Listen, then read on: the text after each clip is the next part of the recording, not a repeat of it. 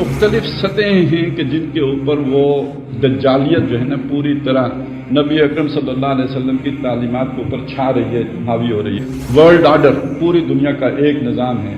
फितने दज्जाल की एक सूरत वो है कि जिसमें आप काफ की सूरत में अपने आप को पनाह में, और जिनकी निगाह उस ईमान बिल गैब तक पहुंची हुई थी, यकीन जिन्हें हासिल था, उन्होंने कहा हाजा मा वादन अल्लाह व रसूलुहु। अहादीस में तफसीलात आई हैं दज्जाल के बारे में, वो सारी तफसील उस शख्स दज्जाल के बारे में नहीं है। कुछ अहादीस वो हैं जो उस शख्स दज्जाल के बारे में। रब्बि इश्रह ली सदरी व यस्सिर ली अमरी वहलुल उक़दतम मिन लिसानी यफ़क़हू क़ौली आमीन या रब्बल आलमीन।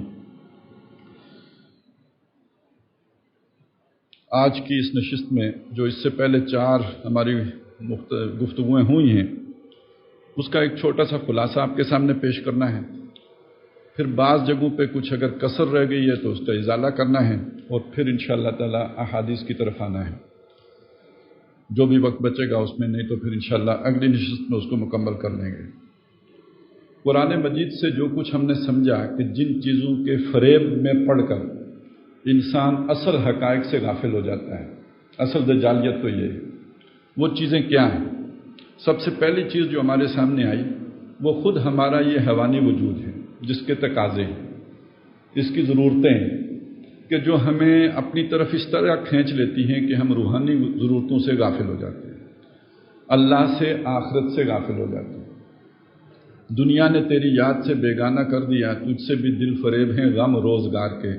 भूख लगी हो और पेट में चूहे दौड़ते हों तो किसी और तरफ ख्याल का जाना बहुत मुश्किल है।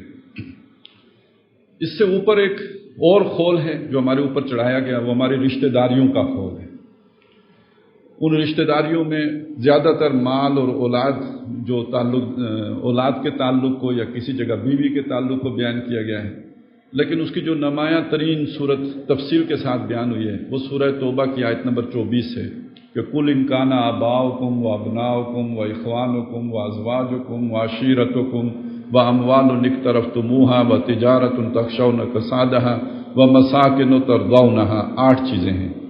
आबा, बाप दादे, अबना, बेटे पोते, इख्वान, भाई बहन, अज़वाज, बीवियाँ और बीवियों के लिए उनके शोहर, अशीरा, बरादरी, कुंबा कबीला, अमवालुन इक़्तरफ़्तुमूहा, माल जो मेहनत करके कमाएं।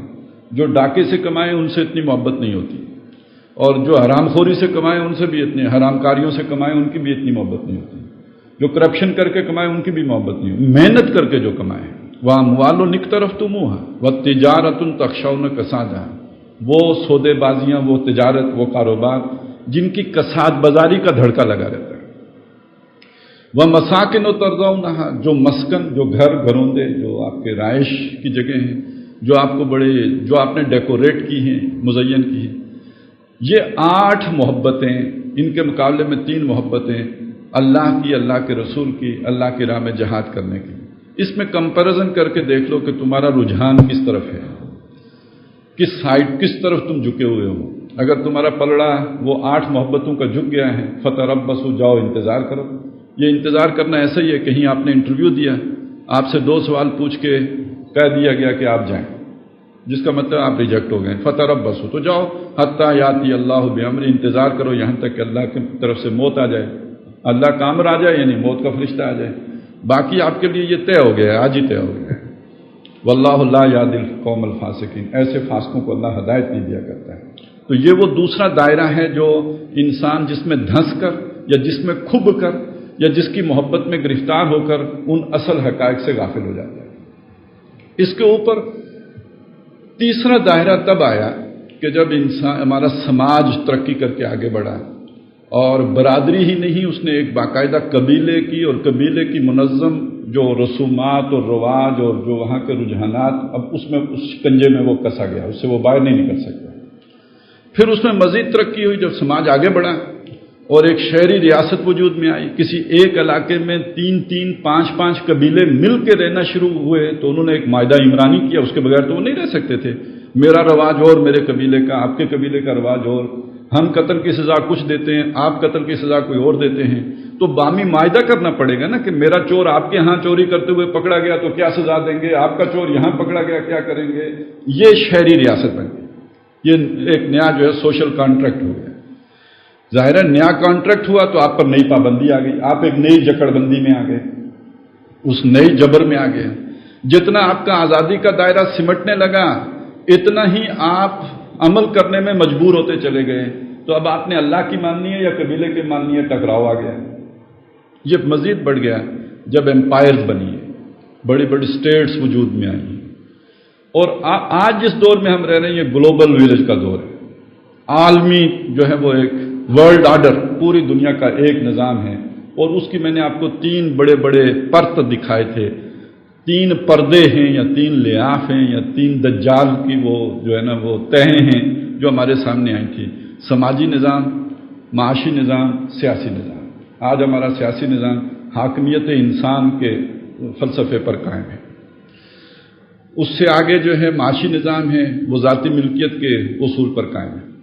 سماجی سطح پر انسان کو حیوان سمجھ کے بہرحال اس کا ایک جو بھی نظام بنایا گیا ہے جس کا لب لباب یہ ہے کہ مرد اور عورت بالکل برابر ہیں، ایکول ہیں، شانہ بشانہ ہیں، کوئی ان میں امتیاز اور فرق و تفاوت نہیں ہے. یہ وہ 3 طے ہیں جن کا فساد پوری دنیا میں پھیل چکا ہے. ظہر الفساد فی البر والبحر بما کسبت ایدی الناس. اور یہ ساری چیزیں خوبصورت سلوگنز کے ساتھ ہیں، زینا مزین کی ہوئی چیزیں ہیں. اور وہ میں نے آپ کو چند علامات بتائی تھی، نام لے کے بتایا. روشن خیالی اچھا نام ہے، معنی اس کا بڑا کبھی ہے. جمہوریت بہت ہی اچھا خیال ہے، اچھا آئیڈیا ہے، لیکن یہ کہ تو نے دیکھا نہیں مغرب کا جمہوری نظام، چہرہ روشن اندرون چنگیز سے تاریک تر. یہ دجل ہے، یہ فریب ہے جس میں کہ انسان کو الجھایا گیا. جو انسان کی فطرت کے قریب کے الفاظ ہیں وہ لائے گئے، لیکن یہ کہ ان کے اندر جو معنی ڈالا گیا وہ نہیں تھا کہ جو انسان نے سمجھا. اس کا مفہوم اور معنی کچھ اور ہے. دیوے استبداد جمہوری کباب میں پائے کو، تو یہ سمجھتا ہے کہ آزادی کی ہے نیلم پری. تو یہ دھوکہ، یہ ڈسیپشن، یہ فریب جو نو انسانی کھا رہی ہے.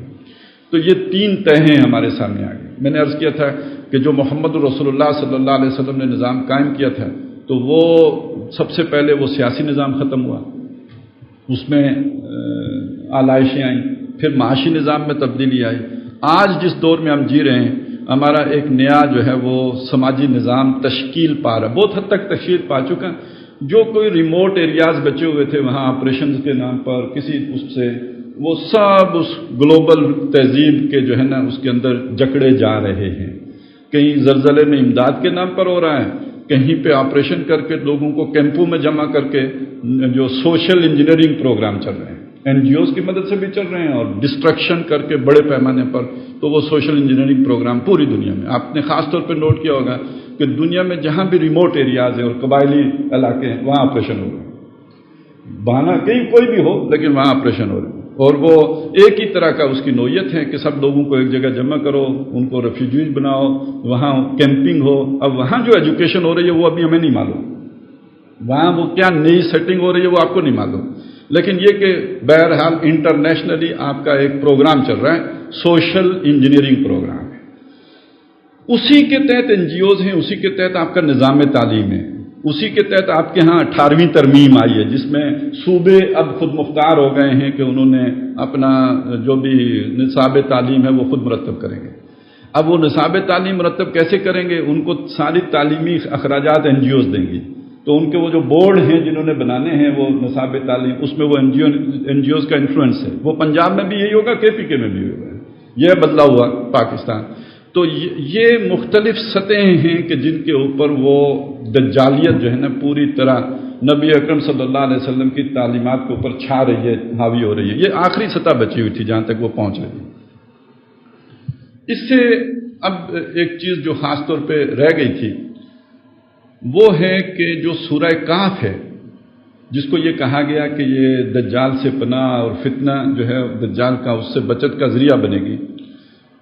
تو اس پہ اگرچہ کہ میں نے یہ بات بیان کر دی تھی کہ تاریخی طور پر اس دور کا آغاز ہوا ہے رینائسنس مومنٹ سے، جو تحریک احیاء علوم ہے اور جو مغرب کی بیداری ہے.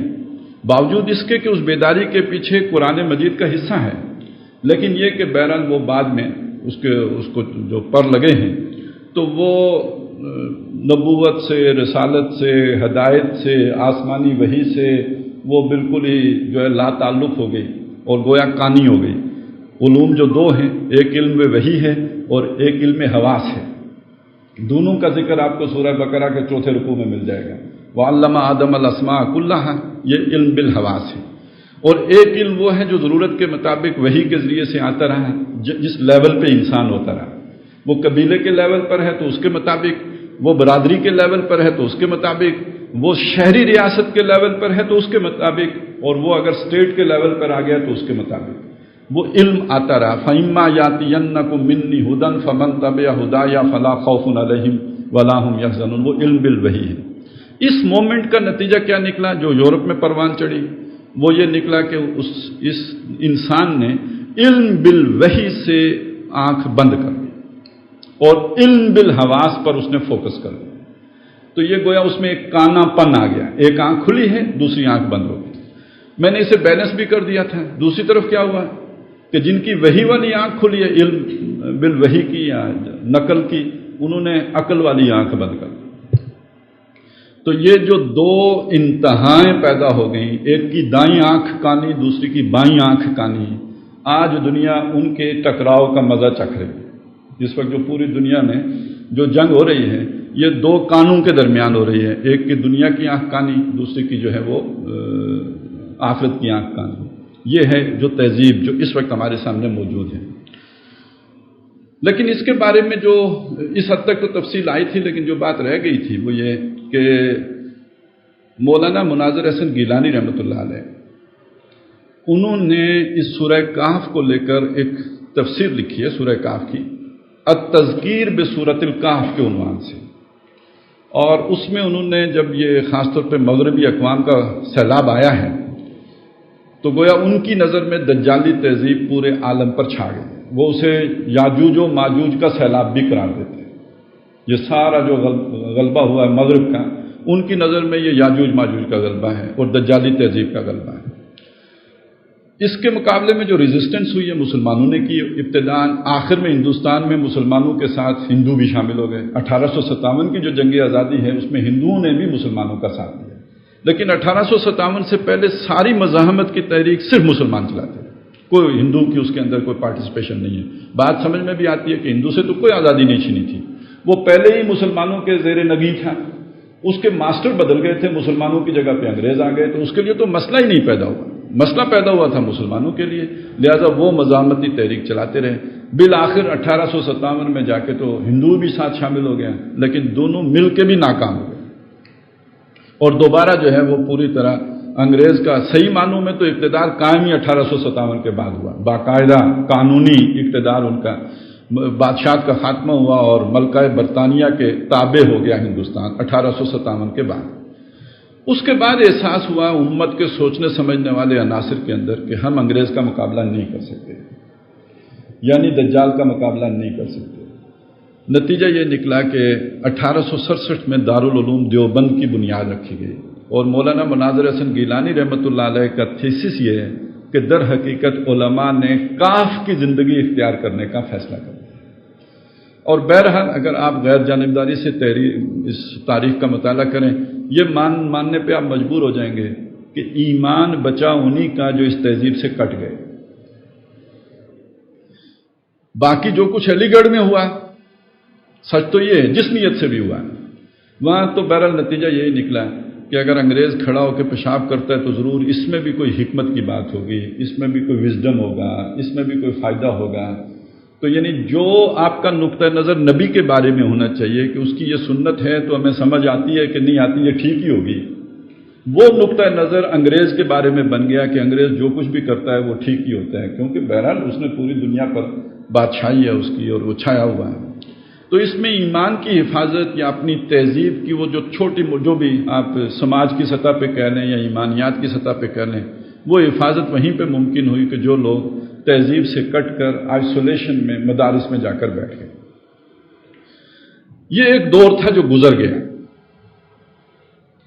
اس کے بعد کا معاملہ یہ ہے، یعنی جس دور کے بارے میں مناظر احسن گیلانی کہتے ہیں، وہ ایک دور تھا، ایک پیریڈ آف ٹائم ہے جو گزر گیا۔ اس سے آگے ہماری سوچ نہیں بڑھی. میں اسی نقطے کو لے کے سورہ کاف کے دیگر جو واقعات ہیں ان کو سامنے رکھ کر ذرا بات کو آگے بڑھانے کی کوشش کرتا ہوں، اور یہ بہت اہم ہے. اب آپ دیکھیں اگر اس ترتیب کو، تو سورہ کاف میں پہلا واقعہ جو بیان ہوا وہ اصحاب کاف کا. اس کے بعد جو دوسرا واقعہ بیان ہوا وہ دو آدمیوں کی بحث و تکرار کا ہے. ایک بڑا امیر کبیر آدمی ہے، انفلوئنشل، دوسرا ایک غریب مسکین، وہ جس کو کوئی پوچھنے والا نہیں، جوتیاں چٹکانے والا. لیکن یہ کہ وہ جوتیاں چٹکانے والا آنکھوں میں آنکھیں ڈال کر ایک ایسی بات اس سے منوانے کی کوشش کر رہا ہے جو عقل میں آنے والی نہیں، جو سمجھ میں آنے والی بات نہیں ہے، یعنی ان آواز کی سمجھ میں آنے والی بات نہیں، وہ اس سے منوا رہا ہے، لیکن اعتماد اس کا بڑا ہے. اس کے بعد ایک دور آتا ہے جو اور واقعات جو خاص طور پہ اس میں اہم ہیں، وہ موسیٰ اور خضر کا واقعہ ہے.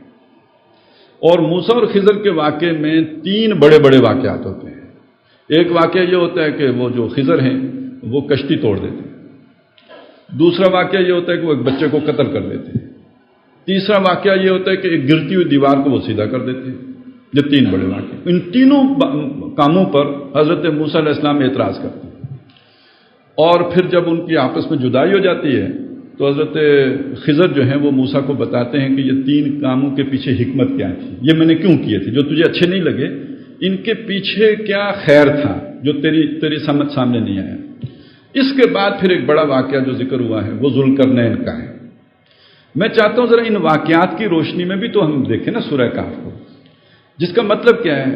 فتنہ دجال کی ایک صورت وہ ہے کہ جس میں آپ کاف کی صورت میں اپنے آپ کو پناہ میں رکھتے ہیں، اور فتنہ دجال کی ایک صورت یہ ہے کہ جہاں آپ کو بے شک آپ مسکین ہوں، آپ کے پاس کوئی اختیار نہ ہو، محتاج ہوں، لیکن جرت کے ساتھ آنکھوں میں آنکھیں ڈال کر آپ بات کر رہے ہو، مروب نہ ہو، آپ کے اندر کوئی احساس مروبیت نہ ہو، احساس کمتری نہ ہو، بظاہر آپ کا کوئی حال احوال نہ ہو، لیکن آپ کو اپنے اوپر اعتماد ہو، اپنی سوچ کے اوپر اعتماد ہو. یہ دوسرا واقعہ ہے. تیسرا واقعہ کچھ ایسی انہونیاں ہو رہی ہیں جو آپ کی سمجھ میں نہیں آ رہی ہیں. اور چوتھا واقعہ یہ ہے کہ آپ کے پاس اقتدار ہے. ذوالقرنین کوئی شر کی علامت نہیں ہے، ذوالقرنین ایک خیر کی علامت ہے. یعنی آپ اگر جہاں سے چلے تھے وہاں آپ کے پاس مسکینی تھی، آپ جا کے غار میں چھپ رہے ہیں. مومن کہاں پہ چھپا ہوا ہے؟ غار میں. پہنچے کہاں پہ؟ مومن صاحب اقتدار ہے. اب ذرا آپ انہی کو لیجئے نا، مناظر حسن گیلانی کے اس ترتیب کو. تو ہندوستان میں جب انگریز آ گیا تو آپ غار میں چلے گئے، اس سے آگے نکلے تو اگلا مرحلہ آیا، تو یعنی آنا چاہیے جب آپ آنکھوں میں آنکھیں ڈال کے آرگو کر رہے ہیں، آپ دلائل دے رہے ہیں، بات کر رہے ہیں. اس سے اگلا کچھ حادثات، حوادث، اس کا معاملہ ہے. پھر یہ کہ آپ کے اقتدار کے معاملہ ہے. تو میں ذرا اس ترتیب میں اگر آپ دیکھیں تو ہندوستان کی تاریخ آپ کو کیا بتاتی ہے. ہندوستان کے تناظر میں اب میں بات کر رہا ہوں، اس کو آپ عالمی تناظر میں بھی منطبق کر سکتے ہیں. پہلا دور تو بلا شبہ کاف کا دور ہے، اور میں آپ کو بتا چکا کہ ایمان کی حفاظت وہی کرنے میں کامیاب ہو سکے کہ جو کاف میں چلے گئے، یعنی مدارس میں جنہوں نے پناہ لی. یہ ایک دور تھا جو گزر گیا.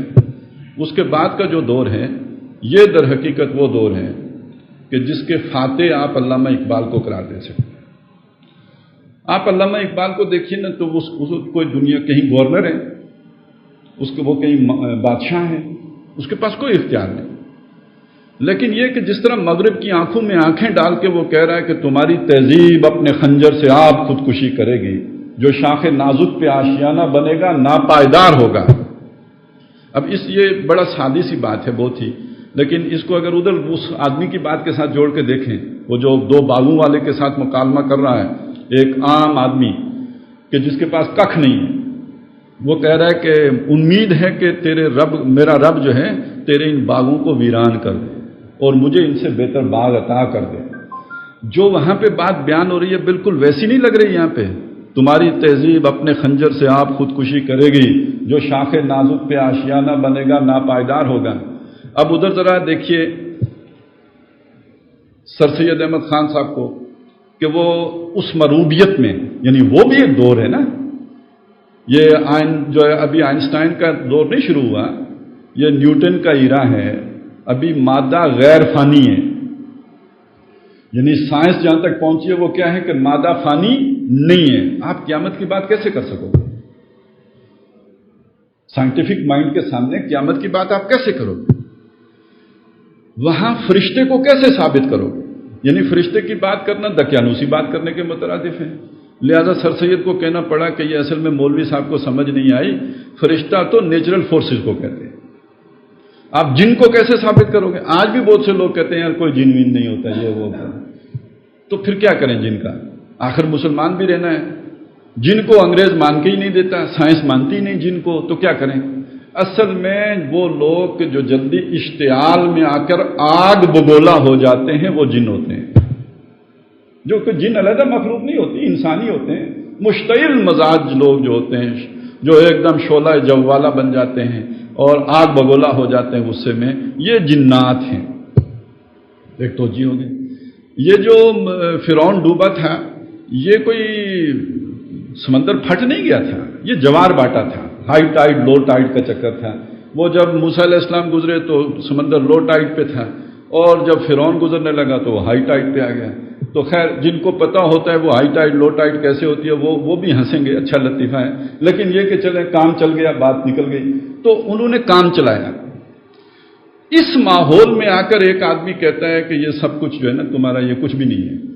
اصل حقیقت یہ ہے، میں اس جرت کی بات کر رہا ہوں جو اقبال کی ہے، اور مجھے اور آپ کو نہیں کہتا. یہاں آ کے کسی مولوی صاحب کا خطاب کرنا بہت آسان ہے.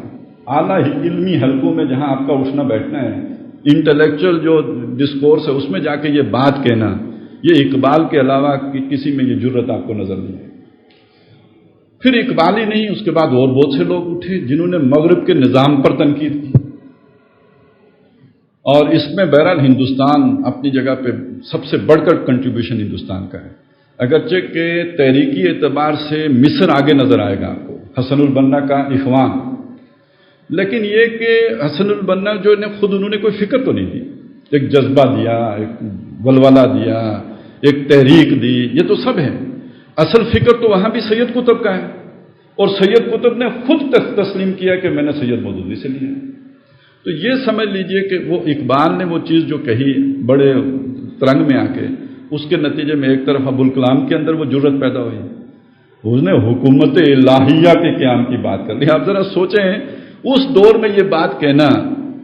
ایک اقبال ہی ہو سکتا ہے تا خلافت کی بنا دنیا میں ہو، پھر استوار لا کہیں سے ڈھونڈ کر اسلاف کا قلب و جگر، اور منہاج نبوت پہ جو قائم و خلافت اس دور سیاست کی یہی ایک دوا ہے، یہ اقبال ہی کہہ سکتا تھا. اور دوسری طرف یہ کہ ابوالکلام نے تو اس کا باقاعدہ عمل کا آغاز کر دیا. حزب اللہ بنائی، اللہ کی پارٹی. انگریز کے دور میں انگریز موجود ہے، اللہ کی پارٹی وجود میں لائی جا رہی ہے، اور اس پارٹی کے قیام کا مقصد کیا ہے؟ حکومت الہیہ کا قیام. جو صاحب بغاوت کی بات ہے یا نہیں؟ وہ 20 میں جب دوسری طرف مڑ گئے، کانگریس میں چلے گئے، تو 32 میں الجہاد فی الاسلام کتاب لکھ کے مولانا مودودی کھڑے ہو گئے. تو بہرحال وہ اس نظام کے مقابلے میں کچھ فقراء، جیسے وہ قرآن مجید نے ایک فقیر کا ذکر کیا، وہ اجنبی لوگ، فقیر لوگ ایک نئے نیریٹو کے ساتھ کھڑے ہو گئے. یہ مکالمے کا آغاز ہے، یہ ڈائلاگ کا آغاز ہے، اور یہ یوں سمجھیے مجادلہ ہے جو مغرب کے ساتھ کیا جا رہا ہے. اب اس کے بعد پھر ایک دور آیا ہے کہ جس کو اگر ہم موسیٰ اور خضر کی ملاقات کے تناظر میں دیکھیں تو حوادث ہو رہے ہیں. ان حوادث کو آپ یوں سمجھیں نا کہ ایک ہمارا ملک بن گیا، یہاں ایک تحریک کے نتیجے میں پاکستان وجود میں آ گیا ہے. اس کے پیچھے وہ ساری سوچ موجود ہے، پاکستان کا مطلب کیا، لا الہ الا اللہ بن گیا. لیکن یہ کہ یہ کشتی اس منزل کی طرف نہیں چل پائی جس کی طرف ہم اسے لے کے جانا چاہتے ہیں. ایک حادثے سے دو چار ہو گئی، پھٹا ٹوٹ گیا، آپ کے قطر میں 2 لخت ہو گئے، اور آپ کی جو ہے نا ذلت رسوائی، 93,000 فوجی قیدی ہو گئے، اور اس ہندو کے قیدی ہو گئے جس پر 1000 سال کے لگ بھگ آپ نے حکومت کی تھی. بڑی رسوائی کی بات ہے، ناک رگڑی گئی. تو یہ کشتی کے حادثے سے کمتر نہیں. دوسری بات جو میں کہتا ہوں وہ ہمیں جذباتی طور پہ بالکل اچھی نہیں لگتی میرے دوستوں کو، لیکن یہ کہ مجھے کہنے دیجئے، کوئی حرج نہیں ہے، آپ ذرا سن لیجئے کہ یہ جو ہمارے پڑوس میں طالبان کی حکومت قائم ہوئی تھی، اس میں بہت اچھائیاں بھی تھیں، بہت خوبیاں بھی تھیں، لیکن ان میں مطلق الانانیت بھی تھی. ان کے اندر دوسروں کو کچھ نہ سمجھنے والا معاملہ بھی تھا. یہاں تک کہ خود اپنوں کو بھی، مطلب اپنی اس جماعت کے علاوہ اس سے باہر اگر کوئی حکمت یار ہے تو ان کے ہاں اس کی کوئی کخ حیثیت نہیں. کوئی احمد شاہ مسعود ہے اس کو کوئی اپنے ساتھ ملانے، کوئی سوچ نہیں ہے. جس نے آنا ہے تابع فرمان ہو کر آئے گا. برابری کی سطح پر ہم بات کرنے کے لیے تیار ہیں. باقی دنیا کے بارے میں بھی جو بھی وہ ایک جو ہمارا وفد گیا تھا 9/11 کے بعد ملنے کے لیے، تو وہ سوچ بڑی چھن کے اوپر آ گئی تھی کہ تم نے کوئی جنگ جیتی نہیں، ہم نے کوئی جنگ ہاری نہیں.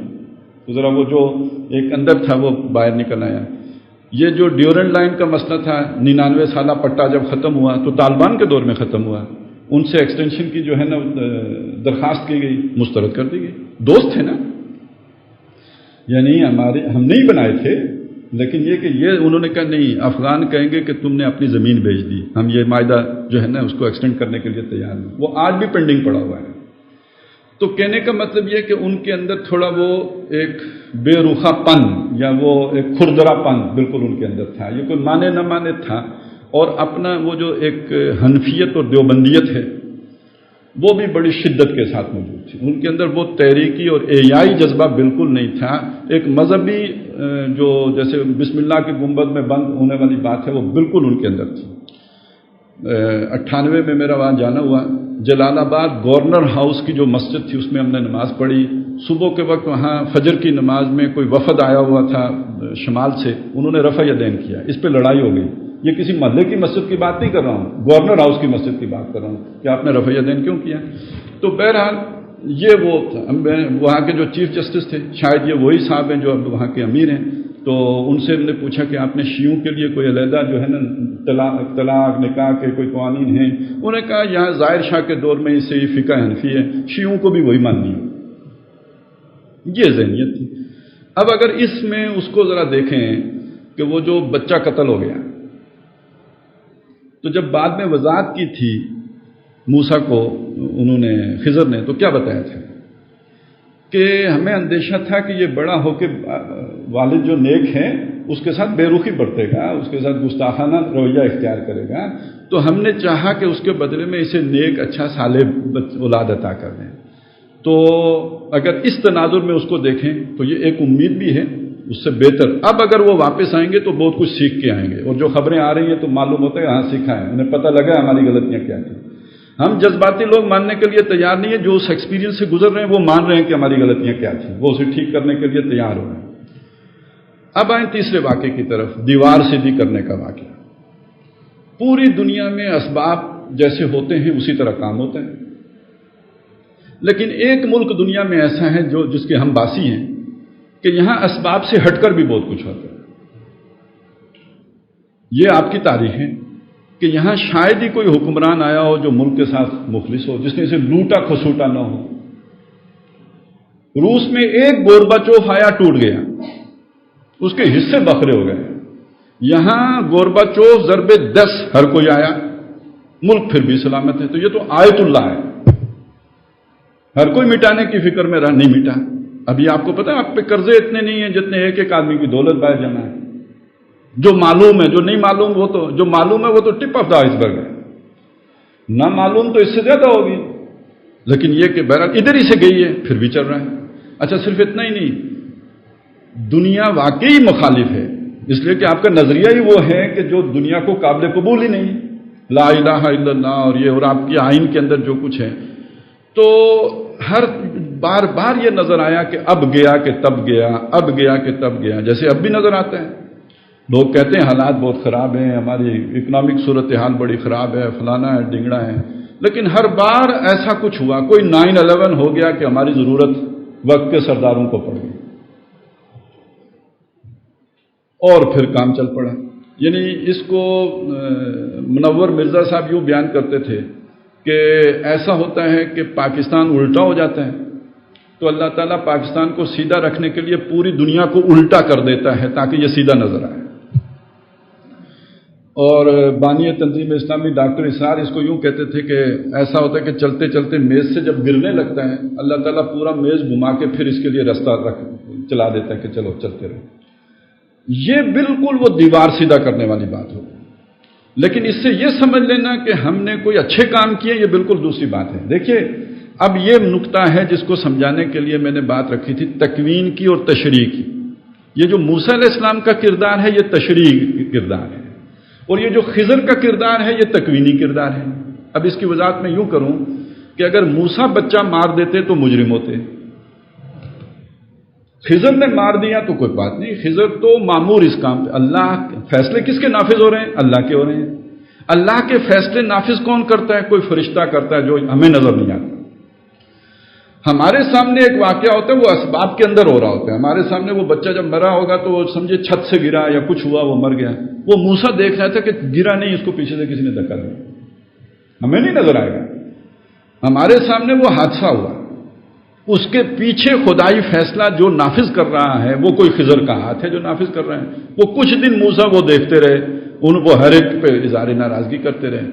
تو اس میں جو چیز نمایاں ہو کے ہمارے سامنے آئی وہ کیا ہے کہ جو اللہ نے جس کام پہ معمور کیا فرشتے کو، وہ اپنا کام کرے گا، وہ تکوینی حاکمیت اللہ کی نافذ کرے گا۔ انسان کا کام یہ ہے کہ جو تشریعی طور پر وہ اسے دیکھے اس کے مطابق بات کرے، جیسے حضرت موسیٰ علیہ السلام معاہدے کے باوجود اعتراض کرتے رہے اور بتاتے رہے یہ تم نے غلط کیا، یہ صحیح نہیں کیا، یہ اس طرح نہیں ہونا چاہیے تھا۔ یہ ہے ایک انسان کا کام۔ اب اس کا ایک پہلو اور ہے اگلا کہ بعض اوقات وہ کام انسان کے ہاتھوں ہو رہا ہوتا ہے۔ ایک آدمی ہے، اس کا قتل ہونا ہے، وہ کوئی انسان قتل کر رہا ہے، کوئی قابیل کسی حابیل کو قتل کر رہا ہے، فیصلہ اللہ کا ہے، اللہ کا فیصلہ نہ ہوتا یہ نہ ہو سکتا۔ لیکن یہ جو قابیل کر رہا ہے اس کو ہم خضر کے کھاتے میں رکھیں گے؟ نہیں، قابیل مکلف تھا تشریع کا، خضر والا کام اس کے ذمے نہیں ہے۔ یہ اگر وہ والا کام کرے گا تو یہ قابل گردن زدنی ہے، قصاصاً قتل ہوگا، اور آخرت میں وہ 4 سزائیں اس کے لیے، اللہ کا اس پر غضب ہوگا، ہمیشہ دوزخ میں رہے گا، لعنت ہوگی۔ وہ جو 4 سزائیں آئی ہیں، من قتل مومنا متعمدا، جو کسی مومن کو جان بوجھ کر قتل کر دے گا۔ اب اس میں اگر کسی کو وہ دھوکہ یا فریب یا ڈسیپشن یا وہ جو کہا تھا میں نے کہ دجل ہو، تو وہ کیا ہوتا ہے؟ مثلا ہمارے ادارے ہیں، پلاننگ کرتے ہیں، سوچتے ہیں، وہ کہتے ہیں کوئی نہیں، پاکستان کو بچانے کے لیے طالبان کو مروا دیتے ہیں، تو یہ خضری کام ہے نا۔ خضر بھی خفیہ طور پہ کام کرتا تھا، ہم بھی خفیہ ادارے ہیں، لہذا ہم نے اگر یہ کام کر لیا تو ٹھیک ہے، یہ خدائی فیصلہ یہی ہے۔ تو یہ یعنی یہ کسی پرویز مشرف کو یہ حق نہیں پہنچتا کہ وہ اس طرح کا فیصلہ کرے، اسے تو شریعت کے اندر رہتے ہوئے فیصلہ کرنا ہے۔ لیکن اگر وہ کرے گا اور وہ نقصان ہو جائے گا، ایک مومن اسے کس نظر سے دیکھے گا؟ یہ ہو گیا اللہ کی مرضی سے ہوگا، اللہ نہ چاہتا تو نہ ہوتا۔ اس میں جو پرویز مشرف کا کردار ہے یا کسی اور کا کردار ہے، اس کی حیثیت کیا ہوگی؟ اس نے کوئی جو بھی گناہ کیے تھے، جو کرتوتیں کی تھی، ان گناہوں اور ان کرتوتوں کے نتیجے میں اللہ تعالیٰ نے اس کے لیے یہ کردار منتخب کر دیا ہے، یہ منہ کالا کرنے کا کردار ہے، اور اس کی سزا ہے جو عند اللہ اس کے لیے ہوگی۔ یہ وہ بچ نہیں سکتا کہ تم کوئی خضر ہو اور تم اپوائنٹڈ ہو اللہ کی طرف سے کہ جو کرتوتیں مرضی کرتے چلے جاؤ، نہیں، وہ خضر کوئی فرشتہ ہو سکتا ہے، انسانوں میں سے کسی کو وہ خضری کردار نہیں دیا جا سکتا جو جسے دنیا میں امتحان کے لیے بھیجا گیا۔ یہاں تک تو بات پہنچ گئی، لیکن اس سے اگلا مرحلہ کیا ہے جو یہاں پہ آیا ہے؟ وہ کیا کہ ایک اقتدار ذوالقرنین کا آنا ہے، اور وہ ذوالقرنین کا اقتدار مشرق کی طرف بھی گیا، مغرب کی طرف بھی گیا، اس کے جو ایک شمال کی طرف بھی گیا، جس کا مطلب کیا ہوگا کہ یہ جو دجالی دور آخری زمانے میں آئے گا، اس کا اختتام کس پر ہوگا؟ عالمی ذوالقرنینی حکومت کے اوپر، یا جسے نبی اکرم صلی اللہ علیہ وسلم نے عالمی خلافت سے تعبیر کیا ہے، ان اللہ زوالی الارض فرائیت مشارقہا و مغاربہا و ان امتی سیبلغ ملکہا ما زوی علی منہا، کہ مجھے اللہ نے سارے مشرق دکھائے، مغرب دیکھے، میری امت کی حکومت اس سب پر قائم ہوگی جو اللہ نے مجھے لپیٹ کر سکیڑ کر دکھایا ہے۔ تو اس میں خاص طور پہ جس طرح اللہ تعالیٰ نے حفاظت اس ملک کی ہے، اس سے یہ امکان پیدا ہوتا ہے کہ اس کا آغاز شاید یہاں سے ہو، پھر وہ عالمی غلبہ اس کا ہو۔ لیکن یہ کہ یہ بات ہم یقین سے نہیں کہہ سکتے، یقین سے یہ کہہ سکتے ہیں کہ عالمی غلبہ ہوگا، لیکن اس کا آغاز کہاں سے ہوگا یہ ہم نہیں جانتے۔ اچھا، یہ بھی ہم یقین سے نہیں کہہ سکتے کہ یہ ملک انٹیکٹ رہے گا، بچا رہے گا۔ ہو سکتا ہے کہ وہ دیوار گرے، کیونکہ جو وہاں پہ ذکر آیا ہے وہ کیا ہے؟ اس دیوار کے نیچے خزانہ تھا 2 یتیم بچوں کا، وہ اس کے نیچے تھا۔ اللہ نے اس کی حفاظت اس لیے کی کہ وہ بڑے ہو جائیں اور بڑے ہو کے اپنا خزانہ نکال لیں، تو خزانہ دیوار کے گرے بغیر تو نہیں نکلے گا، دیوار گرے گی تو خزانہ نکلے گا، اس کے بغیر نہیں نکلے گا۔ اب یہ سمجھ لیجئے کہ وہ آج اگر ہم اس خزانے کو تعبیر کریں تو وہ کیا ہے؟ یہ جو میں نے ذکر کیا تھا علامہ اقبال کا، انہوں نے ایک سوچ دی، ایک فکر دی. یہ جو میں نے چند اور فقیروں کا ذکر کیا، ابوالعلا ہوں یا ابوالکلام ہوں یا اور جو اس رخ پہ چلے ہوں، اس کو ذرا اور پیچھے لے جائیں، اقبال سے بھی پیچھے لے جائیں. یہ جو دو قومی نظریہ ہے یا جو یہ سوچ ہے، اس کے جو مجدد یا بانی ہیں وہ در حقیقت مجدد الف ثانی ہے. یہ 400 سال کا جو ہے نا پروسیس ہے. یہ وہ ہماری اجتماعی لاشعور میں پرست ہے. وہ جیسے دیوار کے نیچے ہے نا، یہ اس علاقے میں، اس خطے میں جو مسلمان آباد ہیں اس کے اجتماعی لاشعور میں یہ جذبہ موجود ہے. اسی کا نتیجہ ہے کہ خلافت ترکی میں ختم ہوتی ہے، تحریک ہندوستان میں چلتی ہے. اسی کا نتیجہ ہے اور مسلمان ممالک بھی آزاد ہوئے. لا الہ الا اللہ کی بنیاد پر صرف ہندوستان میں مسلمانوں نے آزادی مانگی، آپ کو کہیں اور یہ نہیں نظر آئے گا. اسی کا نتیجہ ہے کہ بہرحال آج بھی بہت سے لوگ اس ملک کے ساتھ اپنی نیک امیدیں وابستہ کر کے بیٹھے ہوئے ہیں اور اسی اسلام کے نام پہ آج بھی ایکسپلائٹ ہو رہے ہیں. یہ وہ سوچ ہے جو 400 سالوں میں یہاں پہ ہے، اور یہ سوچ عوام میں ہے، آپ کے حکمرانوں میں نہیں ہے. یہ سوچ عوام میں ہے، آپ کے اداروں میں نہیں ہے. یہ سوچ عوام میں ہے، بدقسمتی سے ہمارے علماء میں بھی نہیں ہے. اور یہ سب وہ ہیں کہ جو ہمارے اوپر بیٹھے ہوئے ہیں، وہ علماء کی صورت میں ہوں، حکمرانوں کی صورت میں ہوں، مقتدر طبقات کی صورت میں ہوں، جو سب کو دیوانہ بنا سکتی ہے. میری ایک سکے پہ کے اچھالنے پہ جو ہے وہ دیوانے ہو سکتے ہیں. وہ جو بالکل صحیح بات کہی ہے، وہ جو کسی اٹارنی نے، امریکی نے کہی تھی کہ یہ پاکستانی اپنی ماں بھی ڈالر کے عوض بیچ سکتے ہیں، تو وہ ہم نہیں ہیں. وہ پاکستانی ہیں جن کے ساتھ ان کا واسطہ پڑتا ہے. وہ ہمارے بارے میں تو خطرے سے دو چار ہیں کہ یہاں پہ جو ہے نا وہ بڑا ٹیررزم بھی ہے، یہاں پہ فنڈامنٹلزم بھی ہے، یہاں پہ یہ بھی ہے، وہاں پہ وہ بھی ہے.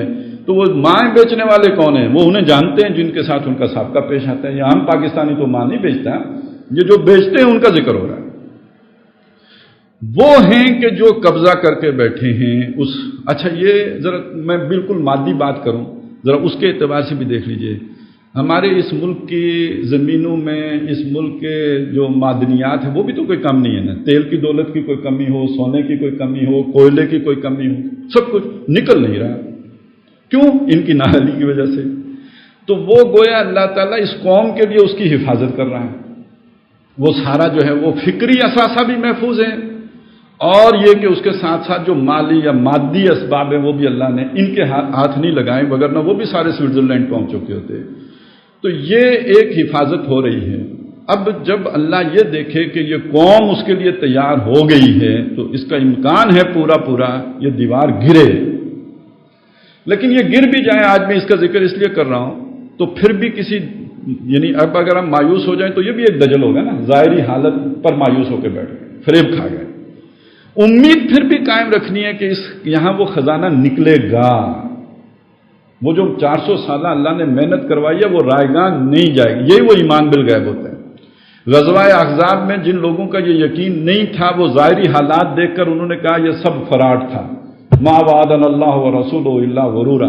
اور جن کی نگاہ اس ایمان بالغیب تک پہنچی ہوئی تھی، یقین جنہیں حاصل تھا، انہوں نے کہا ھذا ما وعدنا اللہ ورسولہ وصدق اللہ ورسولہ. تو یاد رکھیے کہ اللہ کے پلان کبھی رکتے نہیں، ان میں جو ہے وہ کبھی رکھنا نہیں پڑتا.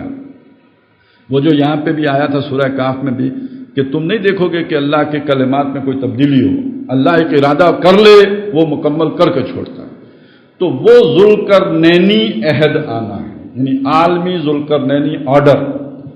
ایک ورلڈ آرڈر ہے جو اس وقت جو در حقیقت ورلڈ آرڈر ہے. اب اس کے مقابلے میں آپ کہیں کہ جو ذوالقرنین کا آرڈر ہو، سورہ کاف کی روشنی میں کہیں تو ذوالقرنینی آرڈر کہیں، اور اسلام کی روشنی میں کہیں تو محمدن آرڈر کہیں، اور ویسے قرآن کی تعلیمات کی روشنی میں کہیں تو جسٹ آرڈر کہیں. عدل کا نظام پوری دنیا میں قائم ہو کے رہنا ہے. یہ ہے کہ جو دنیا کا مقدر ہوگا، درجہ بدرجہ چلتے چلتے وہاں تک پہنچنا ہے. اب آئیے جو ہم نے احادیث کا مطالعہ کرنا ہے، اور وہ اہم ترین بات ہے، لیکن ایک چیز میں رہ گئی وہ عرض کر دوں. یہ جو مختلف میں نے آپ کے سامنے خول رکھے، پہلا خول اپنے وجود کا، اس سے آگے اپنے خاندان کا، اس سے اوپر اپنی برادری کا، اس سے اوپر اپنی قوم کا، اس سے اوپر اپنی ریاست کا. ان تازہ خداؤں میں بڑا سب سے وطن ہے. اس سے اوپر انسانیت کا آج کھول چڑھ گیا ہو نا، آج انسان انسانیت تک پہنچا ہے۔ یہ جو مختلف کھول ہیں، ان میں سے کسی میں بھی گم ہو کے انسان اللہ سے، آخرت سے، اپنی اصل حقیقت سے غافل ہو گیا، وہ دجال کا شکار، دجالیت کا شکار۔ یہ ہے اصل میں جو ایک جملے میں بات ہمارے سامنے آ گئی کہ ان میں سے کسی کی بھی زلف گراگیر کا اثر ہوا تو وہ دجالیت کے پھندے میں پھنس گیا۔ اب یہ ذہن میں رکھتے ہوئے ہم ذرا ان احادیث کا مطالعہ کریں، لیکن میں پہلے تھوڑا سا اس دجال کے بارے میں جو احادیث میں جو کچھ بھی آیا ہے یہ عرض کر دوں کہ ایک قسم کے دجال تو وہ ہیں کہ جو 30 کے قریب آئیں گے۔ احادیث میں اس کا ذکر ہے 30 دجالون، 30 دجال ہوں گے، اور ان کے آخر میں ایک دجال وہ ہوگا جو المسیح الدجال ہوگا۔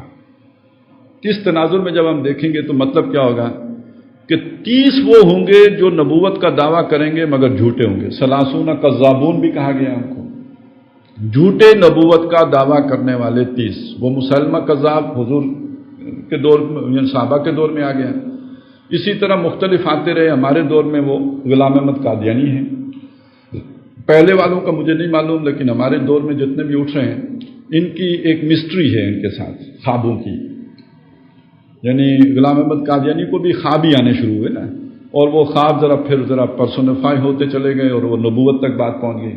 وہ 47واں حصہ تک خواب ہوتا ہی ہے۔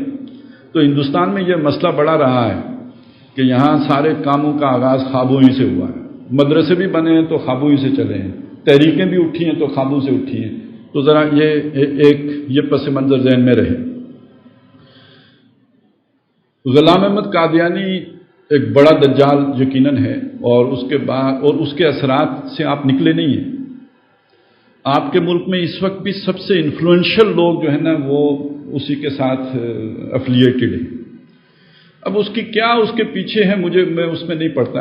اصل بات یہ سمجھ لیجئے، آپ دنیا وہی اس کے دجل کا اگر شکار ہیں تو دنیا میں آپ نے آگے بڑھنا ہے تو آپ نے اس کمیونٹی کو تلاش نہیں کرنا کہ جو آپ کو فیسیلیٹیٹ کرے۔ آپ میں ٹیلنٹ ہے، آپ میں صلاحیت ہے، پوٹینشل ہے، آپ نے چانس اپنے لیے پیدا کرنا ہے تو کدھر سے نکلے گا آپ کے لیے؟ اور وہ پوٹینشل والوں ہی کے لوگوں کی تلاش میں ہوتے ہیں، انہیں وہ اڈاپٹ کرنے کے لیے بھی ہر وقت تیار ہوتے ہیں۔ تو یہ مطلب نہ غلام احمد قادیانی میں اتنی کشش ہے، نہ اس کی تعلیمات میں اتنی کشش ہے، اس کے ساتھ جڑنے کے نتیجے میں ملنے والے انعامات میں اتنی کشش ہے کہ بندہ ادھر کھینچا چلا جاتا ہے، وگرنہ اتنے بڑے بڑے لوگ ادھر کبھی کھینچ کے نہ جاتے۔ تو سمجھ لیجئے یہ دنیا ہی کا دجل ہے جو اس دجال کی طرف کھینچ کر لے جاتا ہے۔ اب اس سے نیچے چھوٹے چھوٹے دجالوں کا ذکر کریں جو ہمارے آس پاس ہو سکتے ہیں۔ آپ نے دیکھا ہوگا بہت سارے مقتدر لوگ جن کے پاس کوئی بھی اقتدار کی کوئی تھوڑی بہت وہ پوٹلی ہوتی ہے، ہلدی کی گانٹھ جتنی کیوں نہ ہو، عام طور پر یہ جو ایک تصوف کہیں یا مسٹسزم ہے اس کی طرف ان کا رجحان آپ دیکھیں گے۔ کسی نے کوئی گجر خان میں پیر پکڑا ہوتا ہے، کسی نے پنڈی میں پکڑا ہوتا ہے، کسی نے کہیں اور کسی ریموٹ جگہ کا کوئی پیر پکڑا ہوتا ہے۔ یہ پیر صاحب کا کیا کام ہوتا ہے؟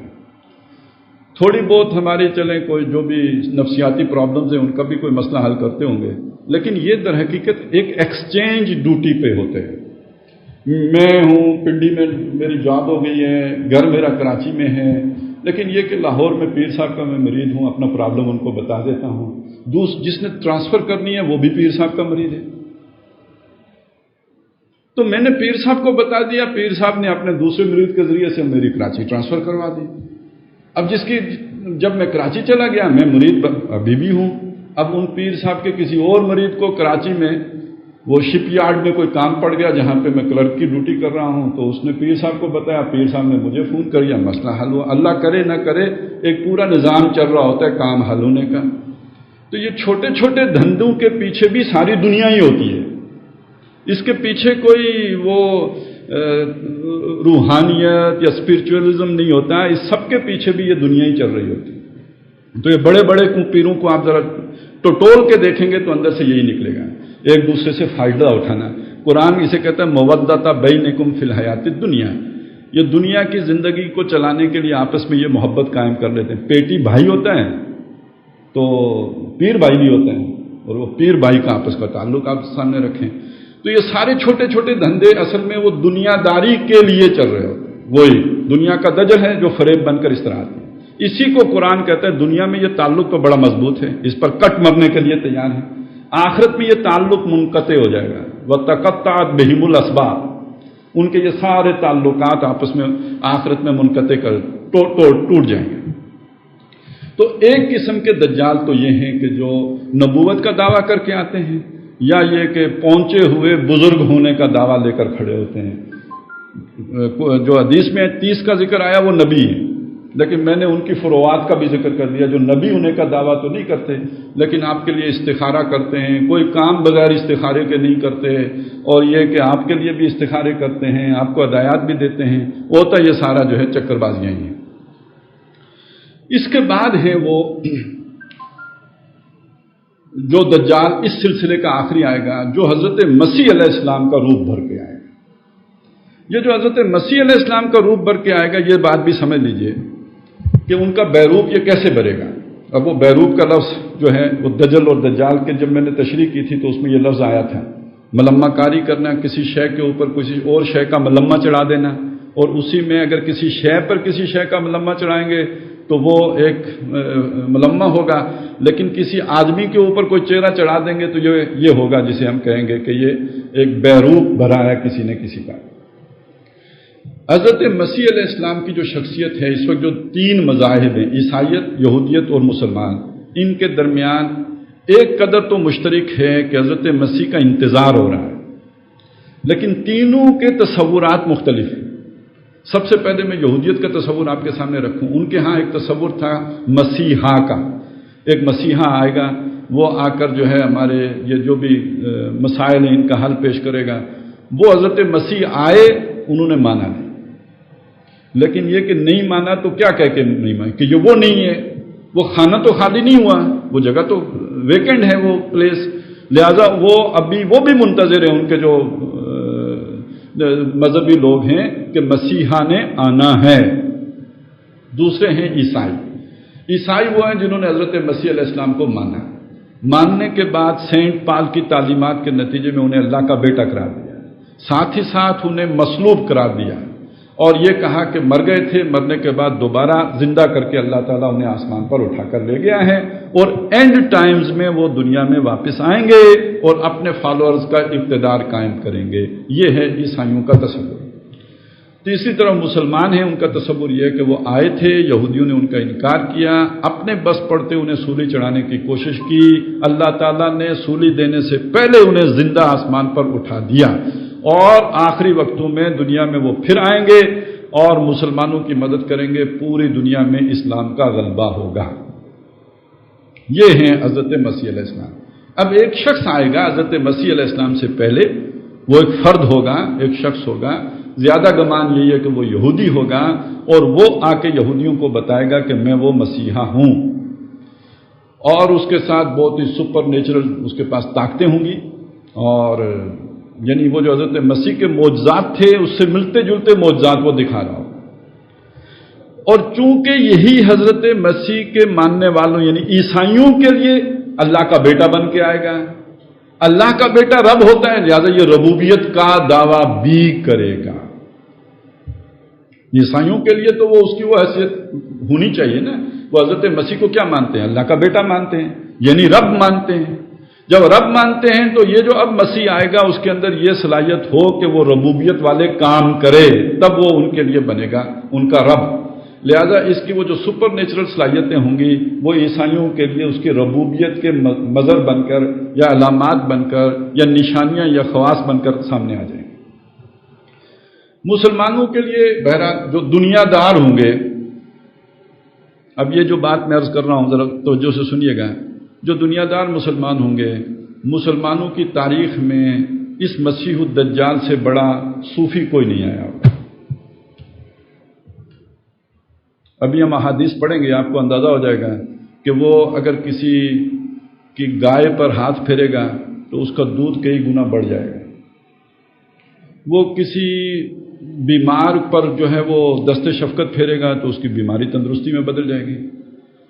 میں ذرا آج ہی کی بات آپ کو بتاؤں، کتنے لوگ ہیں آپ کے سامنے، آپ نے سنا ہوگا اس طرح کی بات کہ جی وہ فلانی جگہ پہ کوئی بزرگ رہتے ہیں، ان کے ساتھ جنات ڈاکٹر ہیں، وہ جنات ڈاکٹر علاج کرتے ہیں، ہارٹ کا بھی آپریشن کرتے ہیں، وہ گردے بھی جو ہے وہ دھوتے ہیں، صاف کرتے ہیں، وہ ڈائلیسس بھی کرتے ہیں، یہ جنات ڈاکٹر یہ سارا کچھ کر رہے ہیں، اور لوگوں کی فوج در فوج ان ڈاکٹروں کے پاس جو ہے وہ جا رہی ہوتی ہے، بڑے نیک لوگ بھی ہم نے جاتے دیکھے ہیں، اور یہ کوئی ایک آدمی ہے، آگے پیچھے آپ کو بہت جگہوں سے اس طرح کی معلومات سننے کو ملیں گی۔ اب جب وہ خود تشریف لائیں گے جناب دجال اکبر، تو وہ تمام لوگ جن کے دلوں میں دنیا کی کچھ بھی محبت ہوگی، تو دنیا تو وہ لٹا رہے ہوں گے، ان کی جنت ان کے ساتھ ہوگی، جو انہیں مانے گا اپنی جنت میں اسے داخل کر دیں گے۔ تو یوں سمجھیے کہ دنیا کے وسائل اس کے ہاتھ میں ہوں گے، ماننے والوں پر وہ لٹا رہا ہوگا، نہیں ماننے والوں کو وہ جو ہے وہ سزا دے رہا ہوگا، نقصان پہنچا رہا ہوگا۔ تو جس کے دل میں دنیا کی محبت ہے، جو اس دجالیت کا شکار ہے، جس کا نقشہ ہم نے قرآن کی روشنی میں سمجھا ہے، تو اس کا سب سے بڑا پیر کون بن جائے گا؟ صاحب کرامت بزرگ کون ہوگا؟ وہی بن جائے گا۔ تو اس فتنے کا شکار وہ ہو جائیں گے۔ یہ شخص دجال ہے۔ احادیث کے مطالعے سے ایک بات جو سامنے آتی ہے کہ شخص دجال کے علاوہ ایسا محسوس ہوتا ہے کہ دجال کی بعض صفات ایسی ہیں کہ جو آج ان کا انطباق ہم سائنس اور ٹیکنالوجی کی ترقی پر بھی کر سکتے ہیں، اور اس کی بعض صفات ایسی ہیں کہ جن کا پوری طرح انطباق اس وقت کی سپر پاور کے اوپر ہوتا ہے۔ تو ان ساری چیزوں کو دیکھتے ہوئے ہم یہ کہہ سکتے ہیں کہ جو احادیث میں تفصیلات آئی ہیں دجال کے بارے میں، وہ ساری تفصیل اس شخص دجال کے بارے میں نہیں ہے۔ کچھ احادیث وہ ہیں جو اس شخص دجال کے بارے میں، کچھ احادیث وہ ہیں جو پوری طرح امریکہ پر منطبق ہوتی ہیں، اور کچھ وہ ہیں جو ہماری سائنس اور ٹیکنالوجی کی جو ترقی ہوئی ہے اس پر ان کا انطباق ہوتا ہے۔ یہ جو میں کوشش کروں گا کہ احادیث کو ان کیٹیگریز کے اندر رکھ کر آپ کے سامنے پیش کروں، تو اس میں انشاءاللہ تعالی ان کی جو ایک ہے، یہ بڑا مشکل مضمون، یہ دجال والا احادیث کی روشنی میں اسے سمجھنا۔ ایک آخری بات عرض کر دوں، اس کی مشکلات کا اندازہ اسی سے لگائیے کہ دجال کے خروج کے بارے میں 2 جگہوں کا ذکر ملتا ہے حدیث میں۔ ایک یہ کہ خراسان سے نکلے گا، ایک یہ کہ شام کی گھاٹی سے نکلے گا۔ یہ اسی میں تطبیق کرنا بڑا مشکل ہو جاتا ہے۔ بہرحال مجھے تو یہ لگتا ہے کہ مسلمانوں کا دجال خراسان سے نکلے گا، جس سے مسلمان دھوکہ کھائیں گے، بڑا صاحب کرامت ہوگا، وہ ہو سکتا ہے کہ وہ وقتی طور پہ مسلمانوں کو فتوحات بھی عطا کرے، اور یہ یروشلم پر بھی مسلمانوں کا قبضہ ہو جائے، اور بظاہر جو ہمیں یہودی طاقت نظر آتی ہے اس کا کلا کما کر دے، لیکن بعد میں وہی پھر شام سے ایک نیا جو ہے علم لے کر کھڑا ہو جائے، اور وہ عیسائیوں کا بھی خدا بن کے آ جائے سامنے۔ تو وہ وقت ہوگا جو مسلمانوں کے لیے مشکلات کا آغاز کا ذریعہ باعث بنے گا۔ لیکن یہ کہ اس پر ہم انشاءاللہ بعد میں بات کریں گے، اور اس کا ایک بڑا گہرا تعلق جو سعودی عرب ایران کشمکش ہے اس کے ساتھ بھی جڑتا ہے۔ تو جب بات ہم نے شروع کی ہے تو چلیں کر ہی لیں گے۔ ہے وہ بہت چشم کشاں، آنکھیں کھولنے والی، لیکن یہ کہ فوڈ فار تھاٹ کے درجے میں ہوگی، وہ اس میں ہم حتمیت کا رنگ نہیں بر سکتے۔ ایک بات ہے جو ذہن میں ہے، آپ کے سامنے رکھوں گا، آپ اس پر غور کیجیے گا۔ تو یہ انشاءاللہ تعالی ہم احادیث کا اس انداز میں اور اس رخ پر اگلی دفعہ سے مطالعہ شروع کریں گے۔ اقول قولی ھذا واستغفر اللہ لی ولکم ولسائر المسلمین والمسلمات۔